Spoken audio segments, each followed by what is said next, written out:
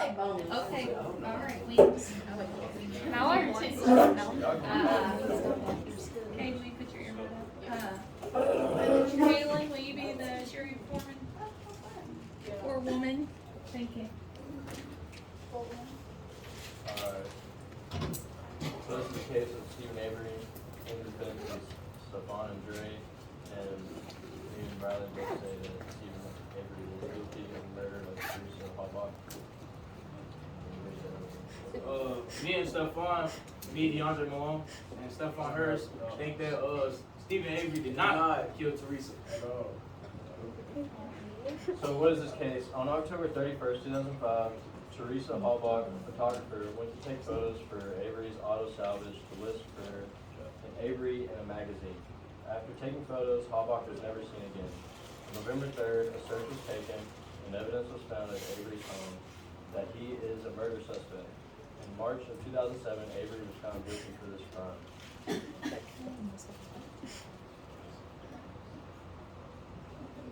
Alright, so some physical evidence was that Teresa's car keys were found in Avery's bedroom inside his trailer, and a shotgun of his matches, the bullet casings matched the shotgun. They were scattered across the yard after doing that, and also some bone fragments of hers were found scattered across Avery's yard. They had signs of burning.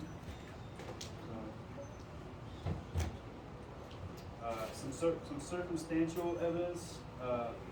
Stephen Avery's blood was found in Teresa Harbach's car near the steering wheel. And there was a container of paint thinner recovered from Avery's car that the state argued used to clean up Teresa's blood. And then here's some testimonies from. So Avery's nephew Bobby Dassey saw Hallbach drive up to the family salvage yard. He saw Hallbach walk towards Avery's trailer. As he left his home 15 minutes later, he did not see her or her vehicle when he returned nearly 3 hours later. Another nephew, Blaine Dassey, and his mother's boyfriend Scott told the jury that they saw Avery standing by a large bonfire behind his garage the night Hallbach was murdered. And then the Milwaukee County medical examiner, Jeffrey Jensen, a forensic pathologist, testified Hallbach likely died of gunshot wounds to the head. Although he acknowledged on cross-examination that it was possible she was shot after she died. William Newhouse, a firearms expert at the Wisconsin State Crime Lab, said a bullet found under an air compressor in Avery's garage was likely fired from a rifle found in Avery's bedroom. That was the bullet with Hallbach's DNA. And Mark LeBeau, chief of the chemistry unit at the FBI lab in Virginia, testified a vial of Avery's blood found in the Manitowoc County courthouse and 3 of Avery's bloodstains from Hallbach's vehicle. He said the vial contained the blood preservative EDTA with Avery's bloodstains in the vehicle.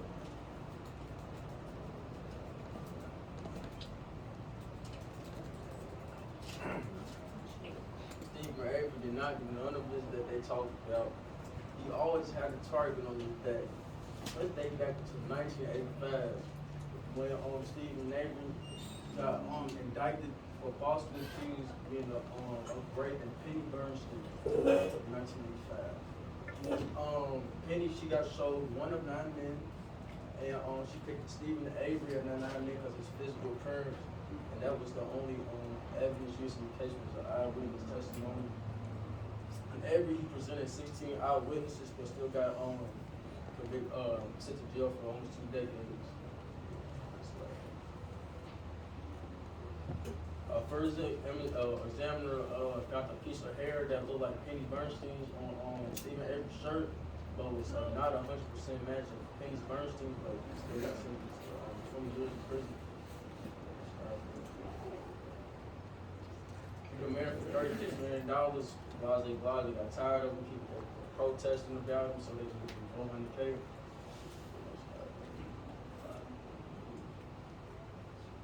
Alright, so Stephen Avery is innocent because the police had a target on him because he kept demanding for money, and they didn't want to give him that, so they kept charging him for crimes he did not commit. And he had already spent two decades in prison, and he has no history of any crimes that that show any violence or sexual assault. And there was no evidence on Teresa's car key that had been used for 5 years, but there was only evidence on Avery's car key, which he only had for a day. And Stephon, he was a dropout, and he only had an IQ of 70, so there was no way he could have did all of this and like masked the crime. He had a lawsuit for Manitowoc County for $36 million, and no one would throw away that much money just by, like, nobody would kill nobody for and already have all that money. And there was no fingerprints found of Avery in the car. And since the scene was called brutal, there was no blood. Alright. That's all I said. So Stephon Avery is an innocent man and did not commit the murder of Teresa Halbeck, and our evidence proves this. I want to rebuttal their defense. The first case has absolutely nothing to do with the murder of Teresa Halbeck, so that has nothing to do with it. And the car key found in Avery's room. Why do you think that her car key would be in his room the day of her going missing? They were sleeping together. The day that they met, they slept together, and then she goes missing. That happens all missing, man. That happens all the time, bro. And but the first case, it just shows he had a target on his back for a couple years, but he still got on his back. There's no evidence to prove that the police were wrongfully accusing him of that. There's evidence for all of those crimes. Can't have evidence of that, bro. Oh, 1985.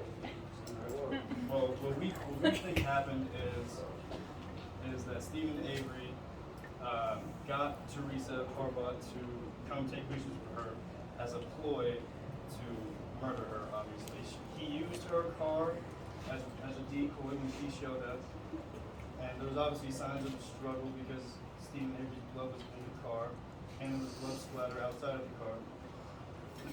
Yeah, none of that.